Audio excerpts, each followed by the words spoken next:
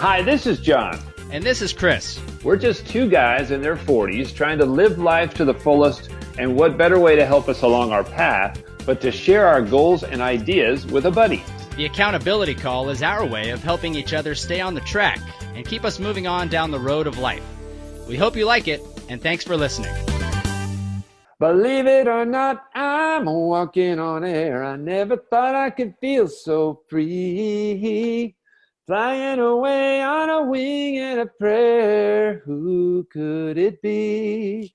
Believe it or not, it's just me. Ooh, I can't believe it myself. Oh, you went Greatest American Hero with William Cott. Yeah. William Catt. Yeah.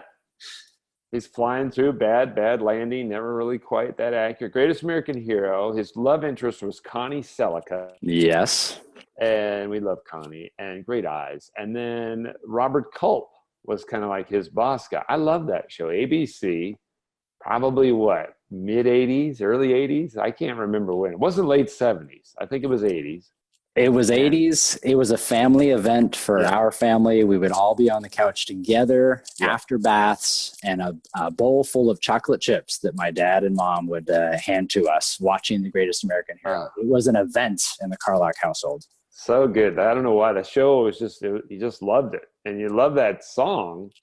And I played that song in yoga this week because we went and saw the new Avengers movie, Endgame, late on a Saturday. Nicole and I went. The kids had already been, and they wanted to talk about it. So we went over, caught the 10:15 show. This movie is 3 hours and 2 minutes long. Whoa. With previews. By the way, we got there 35 minutes early, which is early for us. It took 35 minutes to get popcorn and drinks. This is packed. There's 6 snack lines, just packed. It's like a Star Wars movie, 1981, Empire Strikes Back, the feel, the hype in this theater. There's 16 theaters there. 11 have Avengers in it. What? I couldn't believe it. This thing was crazy. I'm sure this thing's going to have the most of all time. They're saying it's one of those things for this generation where you're going to know who you were with and what theater you saw that movie in, Endgame. Like I know exactly what theater, what we drove over in when I saw Star Wars in 77. And I could see that because my kids are loving it. And they've already, Kyler's seen it twice. Keaton saw it. We're going to go see it again. It's one of those movies. Anyway, it's 3 hours long. We don't get home till 2 in the morning. Get to bed at 2:30. I got to teach the next morning. Because I'm old, people, I don't sleep. Doesn't matter what time I go to bed. I wake up early, like 6:45 every day. I could go to bed at 2:30 exhausted. I still wake up at 6:30. It's a problem, okay? So I wake up. I'm trying to get her up. She doesn't want to get up. We got a couple hours till my class. I start a superhero song, playlist for class. When she finally wakes up, I said, "Did you dream about me?" She said, "No." I said, "Who'd you dream about?" She said, "Captain America." Are you kidding me? I put on my Captain America shirt and I take her to my class and I teach this superhero class wearing the Captain America t-shirt, and I tell her, throw her under the bus, and she's dreaming about Captain America, people. So now you're in trouble because I'm going to kick your butt superhero style. And I found all the songs I could that had superhero, like, I don't know, Foo Fighters, There Goes My Hero. I snuck in some Avengers, like a little 2 minutes. I had Superman, Five for Fighting. I had Superman, the Daughtry song where he's washing his cape, he's late. Kryptonite, will you still call me Superman? Three Doors just Down. Fun. Yeah, Three Doors Down. So it was really kind of a fun, class, something different. And I told superhero jokes. My favorite was, what do you call it when Batman doesn't go to church? I don't know. What do you call it when Batman doesn't go to church? Christian Bale. Hello. Bump. Where do superheroes live, Chris? I don't know, John. Where do superheroes live? In Cape Town. Hello. It's obvious. Hello. Woo! You got a million. It's just something. And it was really fun that Sunday. And so I kept it going, and I did it Monday, and it was a big hit. So this whole week I've been doing the superhero theme. Wearing it out, whatever, by the end of the week. But one of those things that song, anybody over 40 was singing Greatest American Hero at the end. So we're stretching, and they're like, believe it or not, and they're stretching. I'm like, well, this was very successful. So it's just something that hit the younger people. I'm like, this was a show you may not know, but some of them did, and that was really fun. So I thought I'd share that. That's why I started the podcast, completely out of nowhere. Thank you for indulging. I love the completely out of nowhere. I love that song. And I agree with you that anybody that is 40 or older, you hear that song and that's the first thing you think of. It might have even been a popular song outside of that show. I don't know. That's the only thing I know it from. But it is always funny to bump into someone like, oh, you remember that show, Greatest American Hero? Yeah, of course I remember it. Everybody's got fond memories of it. I've never met anybody who's like, that show sucked. Like everybody says it was great. It was only on like 3 or 4 years. Why didn't it last longer? We all liked it. I don't know. Maybe they just ran out of script or something. But that song, Joey Scarborough or Scarberry or something, he did the song. It was on the radio from time to time. And I would like that to hear that too. It does remind you of the show. It's just like something from your childhood, right? Yeah, the nostalgia. It's awesome stuff.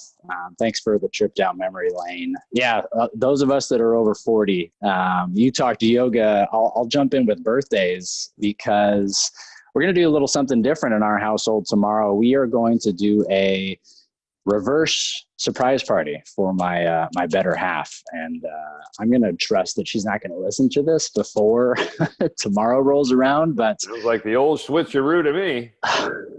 The old switcheroo.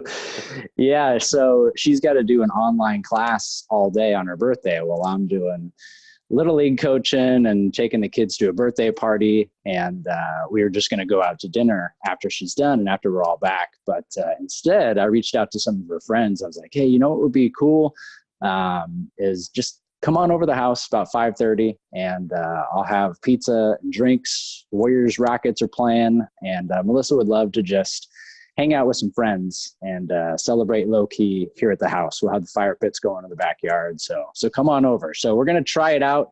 Little reverse surprise party. I think she'll be pleasantly surprised with people just kind of randomly showing up at the front door. Like, what are you doing here? What? Especially her good friends. So I'll let you know how it turns out, but looking forward to, just doing something a little bit different. Trying to surprise her a little bit and, making some cool connections with our friends for an evening in celebration of her special day. Absolutely. And, you only turn 30 once. So, you got to make sure you have a little get together. 30. She will be happy to hear you say that. Hey, speaking of birthdays, a couple of weeks ago, it was my birthday. Thank you very much. Thank you, everybody. And thank you, John, as well. And, you sent me a really nice text and we had an exchange about how I never knew, we've known each other for 20 years now. I never knew that your mom's birthday is the same day as my birthday. And that was really weird in some ways because, thinking about it more, it's like, hey, maybe there's this connection that you and I were supposed to have, long before we actually met. But the interesting part about it is that, we ended up having a really cool conversation about our parents. I lost my dad 5 years ago, and you just more recently than that lost your mom. And we both kind of shared with each other how it doesn't get easier when you lose someone close to you, especially a parent.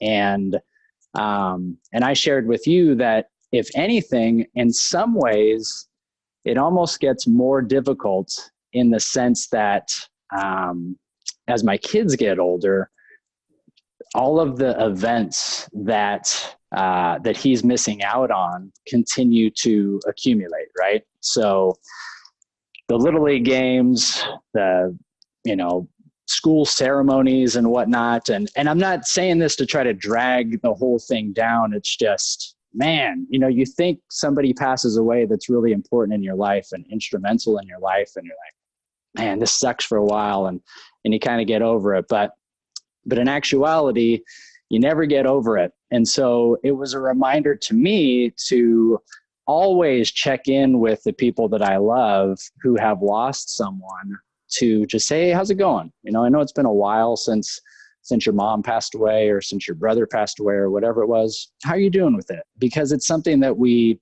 deal with for the rest of our lives. And so, so I just kind of wanted to share those thoughts. And I know you have some thoughts as well as you kind of move on without your mom from a year or two ago as well. Yeah, for sure. You know, learning that it was your birthday, the same as hers, I never put it together until just recently. And I went, oh my gosh.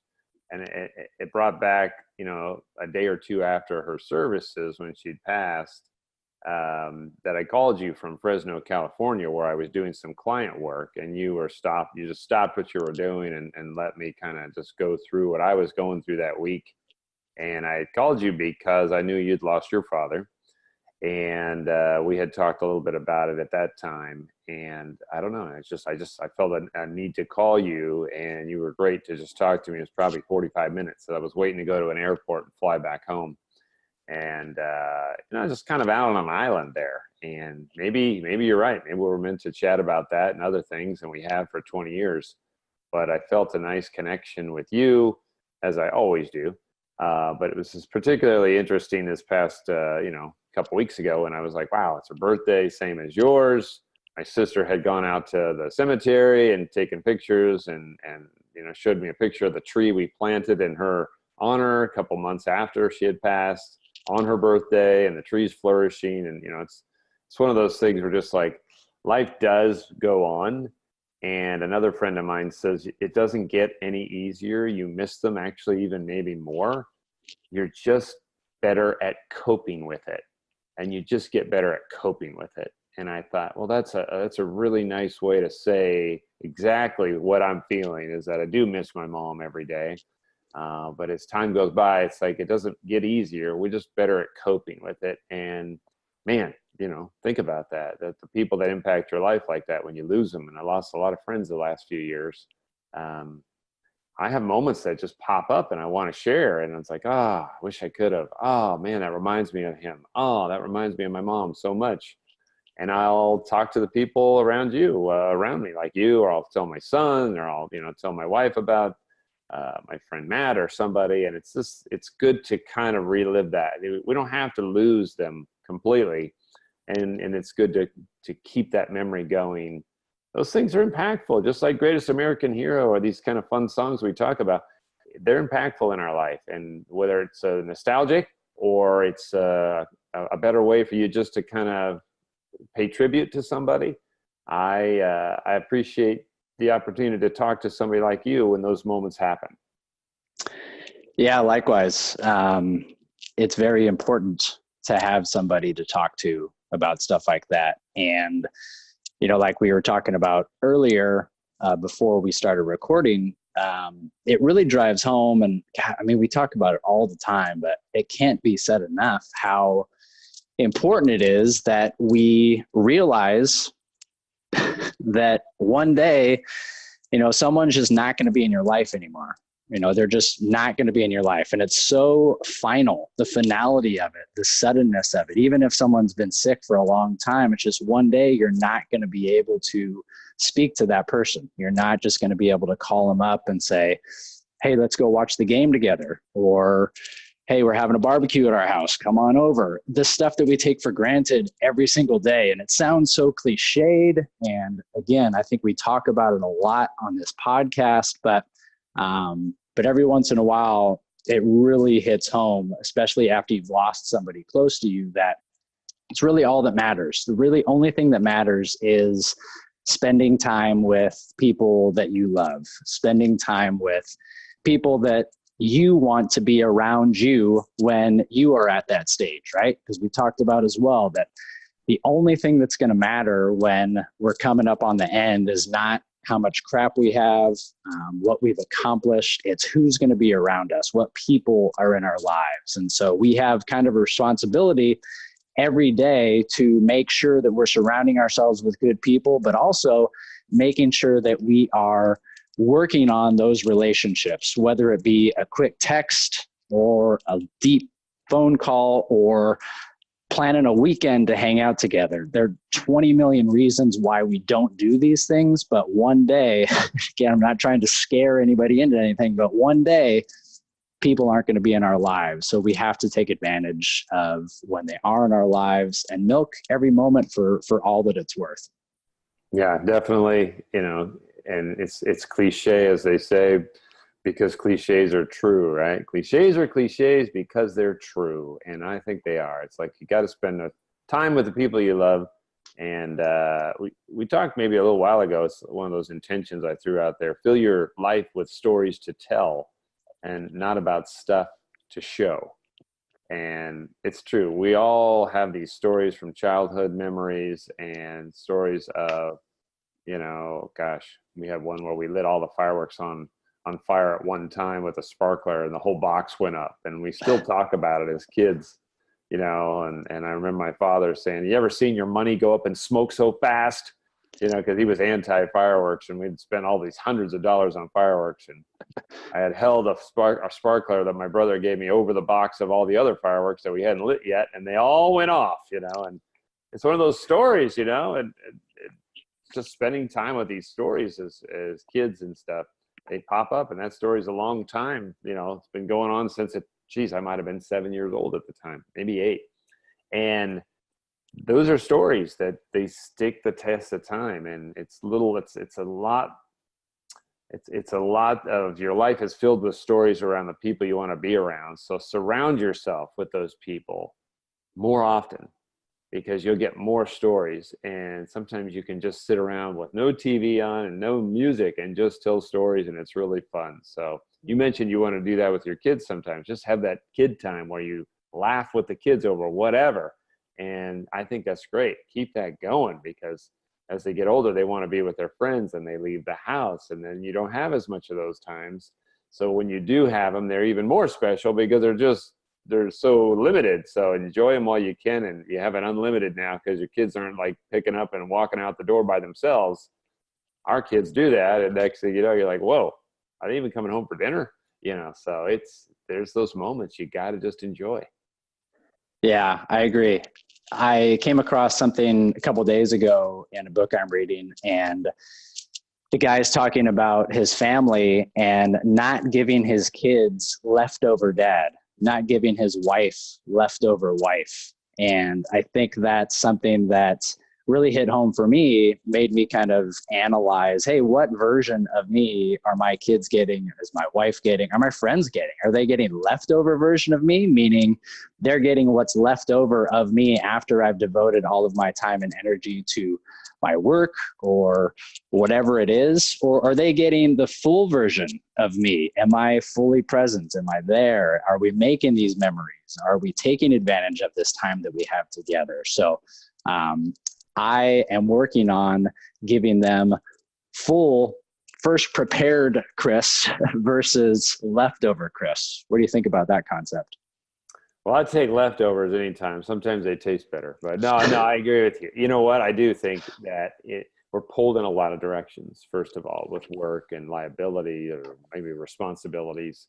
So we've got stuff to do. So it is a little bit taxing to say I can give you, the first version of me, the best version of me at all times. But if you keep it on your mind, when you go into those situations, you're coming home, maybe you're standing on the curb or maybe you're standing on the front step for just a moment, take a deep breath. I gotta rally here. I gotta show I'm Superman for my kids for the next hour while I'm home, even though I got 40 things I didn't get done today. And I just want to decompress, but they want to see you and they want to see the best of you. So I agree that, leftover dad is sometimes better than no dad. But if you're around, try and give them the first batch, if you will. Yeah, I like that. It's definitely something that I don't think any of us can do at all times. But I think if we're aware of it, then we're more likely to try to stay focused when it's time to stay focused on the tasks that we have throughout the course of the day. I reread something this morning about working out our focus muscles, right? Like it's really easy to get distracted by our phone or whatever when we're doing a task, but it's like working out a muscle to actually stay focused on the task at hand. And the more that we practice that and kind of fight through it a little bit, sometimes it's just not possible. But the more that we can actually be intentional about staying focused, I'm going to try to stay focused for 5 more minutes, even though I'm reaching the end of my rope here. That's going to help us down the line. So working out that muscle is something that I've been thinking about as well. When we talk about focus, let me ask you, Chris, are you finding that you're able to focus on tasks, work, writing, grading, whatever you're doing, even just cleaning the house? Are you able to focus 2 minutes for every one that you don't focus? Are you like 2 minutes of good focus, 1 minute where I'm not really quite present, 2 to 1, 2 to 1? Is it 3 to 1? Are you able to do 5 straight minutes where you're totally in a zone, and then maybe 1 minute where you don't feel you're in a zone? Or can you even quantify that? I'm like 2 to 1 right now, and I don't think it's enough. It's better than 1 to 1, but 2 to 1 is just not cutting it for me. But I'm curious what you think you might be at. Yeah, that's a really good question. And it's hard to quantify without really thinking about it. I would say that I'm very similar to you. I would say that it's probably something that I beat myself up about a lot, like not being able to stay focused as long as I think I should be able to stay focused. And as long as I know I need to be able to stay focused in order to get something done that I really want to get done. And I got to think that most of us are in the same boat. I really do. I would say for me, it's probably more 2 to 1 as well, because sometimes maybe I feel like, man, I'm in a groove right here. But then other times I'm like, dude, I can't even like sit down and think about focusing on this task that I know I have to get done. I'd rather do anything other than this. Like that happens once a day versus finding a zone. Maybe once, like I would even say 2 to 1 sometimes feels like that might be too high. Like it's definitely something that I struggle with. And I think everybody struggles with it if we're being honest with ourselves. Yeah, I know. Sometimes it's 1 to 2. I'm doing 1 productive minute, 2 minutes of not productive. But I think if you could get to 40 minutes of an hour where you're really focused and 20 minutes of screwing around, that's 2 to 1. You're feeling okay. But really where you make the impact would be, every 50 minutes is on, 10 minutes of off, 5 to 1. Wouldn't that be nice? Because it's that 2 to 1 is not strong enough, but 5 to 1 is, and it's really only 10 minutes. So if you go 40 minutes on and 20 off, that's 2 to 1. But if you go 50 minutes and 10 minutes, that's completely different than 2 to 1. Now we're 5 to 1, right? And it's just 10 minutes. How do we do it? I don't have the answer here. I'm just bringing it up because I need help out there. I need help from you and whoever else. I need to get more focused. I know if I got an extra 10 minutes every hour of the day of focus, I'd get way more done. What is my issue? Is it social media? Is it I want to check out to see if Vlad Guerrero of the Blue Jays got any hits last night?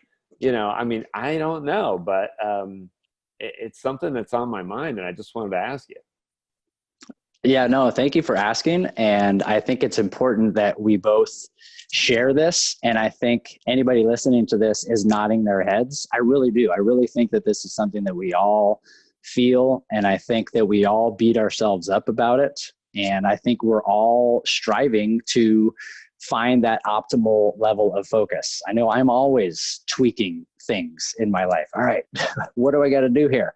Do I got to work out earlier? Do I have to work out more throughout the day? Do I have to drink my coffee at 10 a.m. instead of 9:15 a.m.? Like I'm always thinking about how can I maximize my focus? And I got to be honest with you, for 43 years, I still haven't figured it out. And I don't know if we ever figure it out. I think just being aware of it first and foremost is a good thing, but I don't know, maybe we throw it out to our listeners.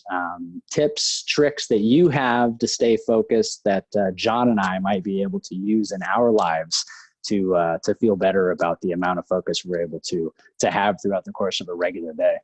Yeah, I'd love to hear from others out there, especially I had a chance to go to a luncheon yesterday and hear Ken Blanchard, a long time, leadership guru. And he did the 1 Minute Manager book, which I read in high school. And then He has the new 1 Minute Manager book, and he has like 40, 50 other books. He sold over 20 million copies. He's about 80 years old, but he said something about change. And change yesterday, he said, listen, it's not enough just to announce the change. That's the start of it. You want to announce, you want to make that change. John and Chris, you want to change the way you're focusing, right? All right. But what are we going to do after we say that? Now we have to manage the change, because that's the whole part of it, is to manage the change. So that's where I'm at. For focus here, guys, we need to focus more on focusing. Focus the focus, okay? And that's my 2 cents on that. Let's work at that. Give us some ideas, and let's circle back on this one, Chris, because I think we need to focus in on this. I agree. Focus the focus. Let's do that. Let's see what our listeners come up with. And dude, thanks for the conversation. This was deep. This was fun. This was a little bit of everything. Good way to start the weekend. I appreciate it. Absolutely. Good talking to you again. Take care.